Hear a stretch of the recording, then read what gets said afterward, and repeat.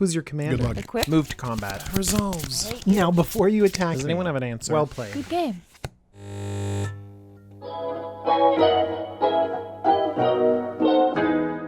Hello, my name is DJ, and this is the Jumbo Commander YouTube channel. We have more Ravnica Allegiance, and today's deck tech features Judith Scourge Diva. Judith Scourge Diva is 1 black-red for a 2/2 legendary human shaman. Other creatures you control get +1/+0, and whenever a non-token creature you control dies, Judith the Scourge Diva deals 1 damage to any target. This is a great Rakdos commander because it comes down early, it's very aggressive pumping your creatures, but it also gives your team reach. As soon as your creatures start dying, then suddenly Judith is going pow, pow, pow, pow, giving some more damage where you need it most. And so this deck is going to be filled with creatures. And not the classic creature token strategy that maybe we're used to in these kind of pinging decks. I think that's an interesting take. The next thing that's interesting about this is that Judith can deal its damage wherever we want. That means if Judith has Death Touch, we can send a single point of damage at each creature we want to kill and Death Touch it to death. Also, I really like the ability for Judith to ping down planeswalkers and really control the board with our own sort of large creature strategy. And because we want a lot of our creatures going to the graveyard, we might want to take advantage of some death triggers. And again, since we have creatures going to the graveyard, maybe we want to bring them back again, some sort of recursion package. So we have tons of creatures, we're sending them all over the place to the graveyard and back again, and really we're planning on doing a ton of damage. That means that any damage we can get across to our opponents is going to be really, really threatening. Every point of damage we do can be really critical because Judith can essentially finish out a game for us if we get our opponents low enough. And I've described for you many situations where we have things dying and coming back and Judith is pinging all along the way, so there are definitely some combos that we can build into this deck if we choose. The first thing I want to talk about is death. Death Touch. Yeah, if we can give Judith Death Touch, it ends up being really good. Retreat to Hagra can give Judith Death Touch, but also I found this card to be really powerful because the landfall just draining everyone and giving you a little bit more life can be really, really useful. There's a few other landfall cards that could be good in this deck, like Bloodghast specifically. Bloodghast can just be sacrifice fodder. Just send it to the graveyard. Who cares? Because it's coming right back with landfall. And Nesting Dragon also has landfall, but it produces creature tokens. I thought Judith didn't work with creature tokens. Well, Nesting Dragon might have a large enough upside with other cards in this deck. A piece of equipment that we can equip to Judith is Basilisk Collar. Pa-pow, pa-pow, Death Touch, lifelink all over the place. But I think the card that does the most damage to our opponents is Grafted Exoskeleton and Tainted Strike. We give Judith Infect and suddenly we just need a few points of damage to close out a game, infecting everyone to death. But that doesn't sound very unique. We want a board full of creatures supported by Judith swinging in there. So let's talk about all the triggers that we're gonna send to the graveyard. First off, Judith does damage whenever a creature dies, and we know that there are other creatures in Magic that do similar effects. Blood Artist, Falconwrath Noble, Zulaport Cutthroat, all of these are part of an aristocrat's theme. The aristocrat strategy takes advantage of creatures going to the graveyard, with cards like the Blood Artist, the Falconwrath Noble, the Zulaport Cutthroat, like Judith herself. It's named after Falconwrath Aristocrat, which was a pretty powerful sacrifice outlet. And so that's why when we mention the aristocrat strategy, we plan on slowly draining our opponents out by small amounts by sending creatures to the graveyard and gaining value the whole way through. Let's talk about a few more aristocrat type cards. How about Goblin Sharpshooter? We ping someone and then whenever a creature goes to the graveyard, we ping him again. Outpost Siege is amazing because it's card advantage. People play it for card advantage all the time. But then the secret mode of dragons. Whenever a creature you control leaves the battlefield, it deals 1 damage to target creature or player. When you have enough creatures on the battlefield, Outpost Siege can come down and suddenly threaten to deal tons and tons of damage. And then Deathbringer Thokdar is a big old zombie beast with amazing art, and when creatures die, it gets bigger, you can take counters out to deal damage all over the place. So if we keep sending creatures to the graveyard, we can keep dealing damage. Now, All of these are little bits of damage, 1 damage here, 1 damage there, which does add up. But if we want to do big chunks of damage, game-ending amounts of damage, man, Vicious Shadows. 7 mana, okay, whenever a creature is put into a graveyard from play, that's your opponent's creatures too, okay? You may have Vicious Shadows deal damage to target player equal to the number of cards in that player's hand. Wait, what? Any people? Any target? Cards in hand? How many cards do we have in hand? I mean, let's say a small amount of cards in hand, 4, okay? That means that just 5 creatures dying on the battlefield does 20 damage.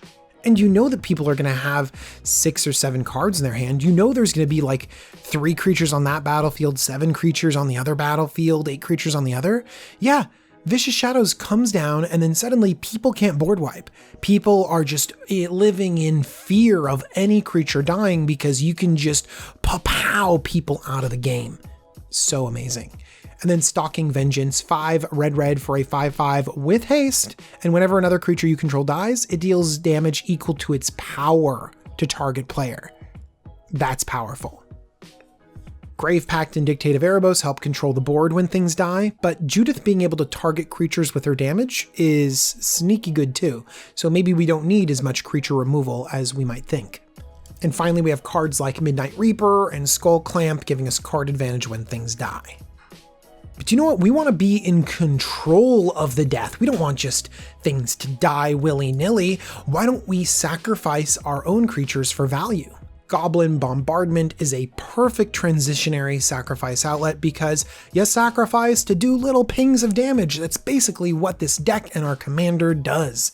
Krav is probably a better sacrifice outlet because you get to draw more cards and gain more life and make a huge demon. Krav has been excellent in commander games recently for me. And then Razaketh the Foul-Blooded, you do have to pay 2 life for the sacrifice outlet, so you can't just sacrifice everything willy-nilly. But then you get to tutor, so maybe you can sacrifice everything all willy-nilly. There's a few other free sacrifice outlets out there that are really good. One of them that it was inspired is Thermopod. I haven't seen this. It's 4 and a red for a 4/3 snow creature slug. Yeah, I'm already in love. There's some snowland text on there, whatever that means, but you can sacrifice a creature and add a red mana to your mana pool. That is ramp in red and sacrifice outlets. I love it. It reminds me of Phyrexian Altar and Ashnod's Altar, just really powerful sacrifice effects. If you want some more value out of the creatures going to the graveyard, Pitiless Plunderer and Sifter of Skulls also give us mana and creatures when we start sacrificing others. One of the best sacrifice outlets, Yahenni Undying Partisan. It's a free sacrifice outlet, meaning you don't have to pay any mana or tap anything. It's just really great, and it has some really strong protection, allowing it to gain indestructible until end of turn. Of course, creatures are best when they come with their own built-in sacrifice outlets.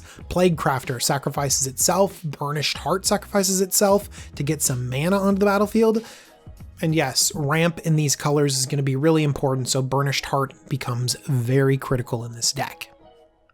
Disciple of Bolas sacrifices another creature for tons of value. Sidisi Undead Vizier can sacrifice any other creature to go tutor. That's pretty powerful as well. Next, we have some sacrifice outlets that lean into the recursion package. Victimize has you sacrifice a creature on the battlefield to get 2 from your graveyard right back onto the battlefield. Whisper Blood Liturgist does something similar, except for you gotta send 2 on the battlefield into the graveyard to get 1 back. Not quite the deal that Victimize is, but it doesn't matter because these set up engines to keep sending creatures from your graveyard and back again. And I've already mentioned a lot of cards that gain value going in and out of the graveyard, that Plaguecrafter, the Burnished Heart, stuff like that. So let's talk about getting stuff out of the graveyard. I love the inclusion of Balthor the Defiled. This zombie dwarf legend is a 2/2 for 4 CMC, buffing your minions. Yeah, that's value. But more importantly, you can remove Balthor the Defiled from the game, and then boom, all of your black and red creature cards come from the graveyard straight onto the battlefield. This is a symmetrical effect, so your opponents get them back too. But come on, this is just awesome and sneaky game winning. Just imagine you sacrifice your whole board and then suddenly Balthor brings them all back for you to sacrifice again, gaining value the entire way through. I also love Living Death. It exchanges the creatures on the battlefield for those in the graveyard, just pure value. And then Thrilling Encore. You sacrifice your board, you Judith everyone, pew, killing a bunch of creatures, doing a bunch of damage, and then suddenly Thrilling Encore doesn't just reset your board. Suddenly you're stealing all of your opponent's creatures back onto your side of the battlefield anyways. And sometimes just a second round of sacrificing can just end the game right then and there. Of course, there's some artifacts. Cauldron of Souls is a really solid card, giving every single one of your creatures persist. And then Lifeline is very fun. It's another symmetrical effect, so you need to be careful using this card. But it's the kind of card that gives you value across each one of your opponent's turns, because it says whenever a creature is put into a graveyard and there's still a creature card in play, it like pulls that creature from your graveyard back onto the battlefield. And of course, with all these cards coming to and from the battlefield, maybe Flayer of the Hatebound is a good fit, because whenever Flayer of the Hatebound or another creature enters the battlefield from your graveyard, well, that creature deals damage equal to its power to target creature or player. So yeah, every single reanimation effect is another smack in the face to your opponents. And then we have Garna the Bloodflame. Now, Garna doesn't put the cards straight back onto the battlefield, it only returns all those cards to your hand, which actually is fine. But another thing on Garna is that other creatures you control have haste. Garna can flash down, and remember, Judith is an Anthem effect. Judith pumps everyone's power, and so suddenly you're not really an Aristocrats deck. You're not just going pew, little bits of damage everywhere. Suddenly, you're pumping your team and swinging for damage. Yeah, I like that. I like that a lot. One more form of recursion is in Mikaeus the Unhallowed. This gives all your creatures Undying. A little bit of a synergy with that Cauldron of Souls. Pretty cool.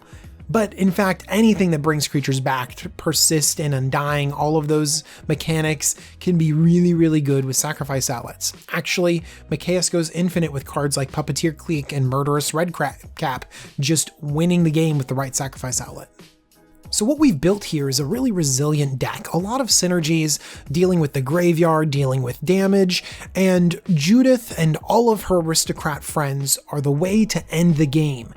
But to be fair, they're not doing 40 damage to each opponent. They're not going to do 120 damage. Like, you're going to have 120 creatures die? No, that's not reasonable. So you need to be able to get damage through where you can get it through. So let's look at ways we can get damage through. Molten Primordial, Zealous Conscripts, other threaten effects can take your opponent's blocker and turn them around against them. That's a good way to get a few damage through to be able to get into range. But also, steal effects can give you more fodder to sacrifice their creatures for your own benefit. Pretty good. Rakdos is great at providing incidental damage. Perforos, God of the Forge, every creature you return back is like pa-pow, 2 damage. Bile Smasher is smashing someone randomly for the first spell you cast each every turn. Smash! And then also Stigma Lasher. This is a very interesting card. It has Wither, that's a thing, but most importantly, when it deals damage to a player, that player can't gain life for the rest of the game. This is your out to be able to shut down your opponents and make your incidental damage really count, because if you have incidental damage and they have incidental life gain, it cancels out. But Stigma Lasher, man. Perforos has me thinking of another god, Bantu the Glorified. Doesn't this just fit into the deck perfectly? It's a sacrifice outlet that drains your opponent. Well, it could fit, and you could try it out in your deck, but I think you should be very aware of that 1 in a black activated ability. I think that really is going to limit your deck and prevent you from really developing your board and then being able to sacrifice something whenever you want to. Just be a little bit careful whenever there's a cost attached to your sacrifice outlets. Let's talk about incidental damage on our card draw, Korvath's Fury. 4 and a red for a sorcery. You get to choose friend or foe. Your friends get to discard their hands and draw that many cards +1. And if you choose foe, well then they take damage equal to the number of cards in their hand. First and foremost is a card draw effect for yourself. It's definitely not as powerful as other wheel effects, but I think the big advantage of this is the incidental damage. I'm okay with that. But then also the price tag. It's well under $1, and other red card draw effects, they're too expensive, friends. They're just not worth it. Okay, Twilight Prophet.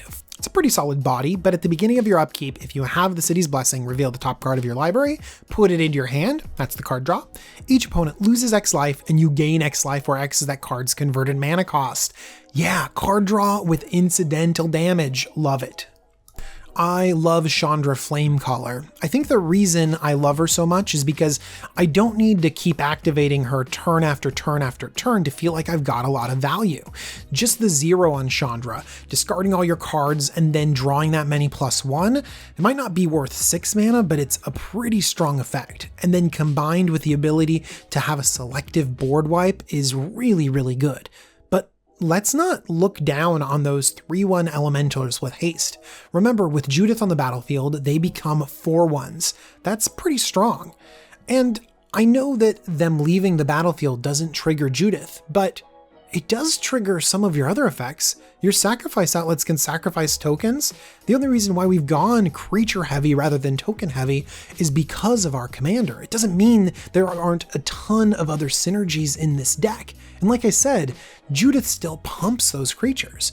So maybe Tempt with Vengeance turns out to be really, really good. Sure, those creature tokens leaving the battlefield doesn't trigger Judith, but it triggers other creatures, and they're attacking for 2/1s with haste? Yeah, that seems real good. And then finally, we have a brand new card in this section, Theater of Horrors. It is some card draw, and it's pretty spicy. At the beginning of your upkeep, exile the top card of your library. During your turn, if an opponent has lost life this turn, you may play cards exiled with Theater of Horrors. And you can activate it to deal 1 damage to target opponent or planeswalker. Yeah, you're gonna be dealing damage to opponents. It's gonna happen. So this is gonna be a 3 mana card draw spell. Wow, and it doesn't deal damage to you, it deals damage to them? So is it better than Phyrexian Arena? Interesting. I mean, and also it exiles cards, sure, but those cards stay under the Theater of Horrors. You can use them turn after turn. Does that mean it's better than the Outpost Siege? I don't know. It's pretty interesting and undeniably powerful. All right, let's move on to my last category, which is recycling my creatures back and forth and back and forth. These are some of the combos that I was hinting at earlier. A classic combo is Nim Deathmantle. It just brings creatures back from the graveyard to the battlefield. You know, Nim Deathmantle doesn't have to be a combo. It could just be a value equipment in this deck. We sacrifice creatures and then we're just like, look, I'll pay 4 to bring it back again, sure, and poof, straight back onto the battlefield. But if we want to make it a combo, Su-Chi, when it dies, generates 4 colorless mana. And look at that, it's a coincidence, 4 mana to get it back onto the battlefield again. So a sacrifice outlet creates an infinite loop, and we have a ton of cards that can take advantage of that. Cards like Priest of Gix, Priest of Urbrax, and Cathodian can also imitate this kind of effect, but we need a mana every time we cycle it through. So it does work with cards like Phyrexian Altar, Ashnod's Altar, any of the ones that produce Treasure or Eldrazi. Yeah, there's tons of ways that these can end up comboing off, but you need one more piece in order to go off. Then there's our good old friend, Gravecrawler. You can sacrifice your Gravecrawler to a Phyrexian Altar, producing a single black mana. Gravecrawler can be cast from the graveyard if you have a zombie on the battlefield. Guess what? You have 1 black mana floating in your mana pool. Bring that Gravecrawler back, send it back to the graveyard for 1 black mana, and then keep the cycle going. You are casting a creature, so you're getting all sorts of cast triggers, but most importantly, Judith will just end the game with this simple synergy. You just need a couple more zombies. Maybe this deck doesn't have enough zombies. I don't know. I think this combo might be a little bit boring anyways. Let's keep going. By the way, if you want to fill out this strategy and get the pieces you need to go off, Imperial Recruiter and Hoarding Dragon can really get a lot of the combo pieces you need. I like really combining these type of search effects with like the Sidisi I have in the deck because they seem to really match with the strategy. Yeah, I could put in Demonic Tutor and Vampiric Tutor and Gamble and all of these really powerful cards, and you can. You can take this Judith deck and really ramp it up and go for a combo super duper fast. And I think that that'll be fun in a lot of different decks. But just know, you don't have to go that route. There's tons of other cards that really blend together nicely. I want to talk about one more synergy that I think works really well in this deck, and that is a card called Sneak Attack. Sneak Attack activates for a single red and lets you put a creature card from your hand onto the battlefield, gives it haste, and then has you sacrifice it at the beginning of the next end step. I've seen Sneak Attack do tons of damage. Just a couple red and suddenly you have an army out of nowhere swinging at your opponent, and then sacrificing at the end of combat? Well, that actually might be exactly what you want, pinging them for the last bits of damage that you need and getting them back again with cards like Garnar, pulling them out of the graveyard again. Yeah, I like that. Let's pair Sneak Attack with Kakusho the Evening Star. Remember, when it dies, you drain the board and you gain a ton of life. That just seems like a good card for this deck anyways and all the sacrifice outlets we have. Or Direfleet Ravager, bringing the whole table down a third of their life. Now, that's a card that provides a lot of incidental damage. And so what do we have here? Well, we have a deck that can be super aggressive. We put creatures down and we attack with them. We also have a deck that can turn into an aristocrat strategy, sacrificing our whole board to gain tons of value and take out a player. But then we also have a graveyard strategy. We have ways to pull creatures from the graveyard back again, a cool reanimator synergy. And we can always throw a combo in here if we really want to. Wow, it feels like this deck plays in so many different ways, and that's one of the benefits of some of these versatile cards like Judith. Go out there, build in one direction, tinker in another, go really hyper into one specific strategy. I love it. Please, please, please go tinker with this deck. But if you want to see what I built, go ahead and click on the link in the description. That'll take you to tcgplayer.com. Oh my gosh, they sponsor the Jumbo Commander YouTube channel. And of course, I have to thank my patrons. Head on over to patreon.com/jumbocommander, where you can see a whole structure of new rewards for my patrons. Patrons, you should head on over there too and read the updates. You can get super excited about the cool things you're going to get pretty soon. All right, friends, thank you so much for watching. I'm excited about Ravnica Allegiance, and so subscribe so you can see when I come out with new deck techs. All right, everyone, bye.